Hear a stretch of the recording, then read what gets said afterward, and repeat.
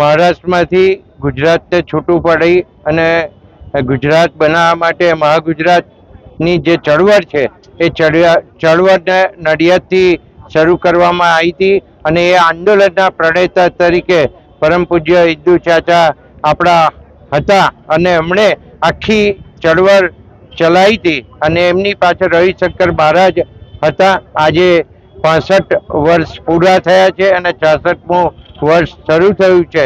ત્યારે આ ગુજરાત બનાવવા માટે જે મહેનત કરી હતી એ મહેનત આજે ખરેખર રંગ લાવી છે અને આ ગુજરાત જ્યારથી નરેન્દ્ર મોદી સાહેબ મુખ્યમંત્રી થયા ત્યારથી આ ગુજરાતનો જે વિકાસ છે આખા દેશની અંદર આંખે વળગીને ઉડે એવો આ ગુજરાતનો વિકાસ થયો અને ગુજરાતની વિકાસની રાજનીતિના આધારે આખા દેશની રાજનીતિ નક્કી થઈ અને એમાં મોદી સાહેબે ખૂબ મોટો ભાગ ભજવ્યો.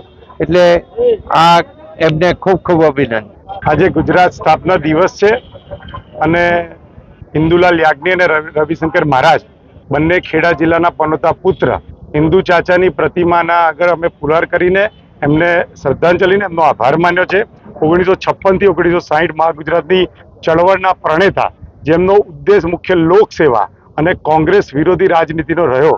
તેમણે આ ગુજરાતને મહારાષ્ટ્રથી અલગ પાડવાનું કામ કરી અને આજે જે આપણે ગુજરાતને ખૂબ જ આગળ વધતું જોઈ રહ્યા છે એના પાયામાં ઇન્દુ ચાચાની મહેનત છે, એમની ચળવળ અને એમની પ્રેરણા છે.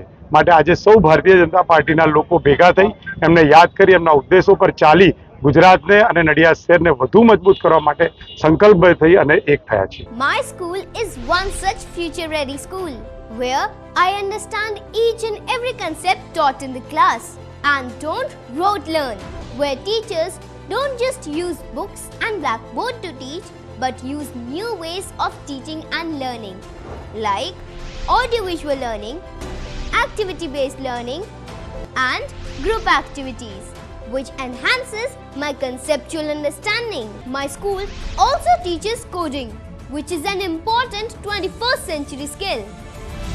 Not just that, I get an opportunity to showcase my skill on a national platform. And with all this, I acquire important skills that make me future ready and confident. Would you also like to know where is my future ready school? Visit now and see for yourself.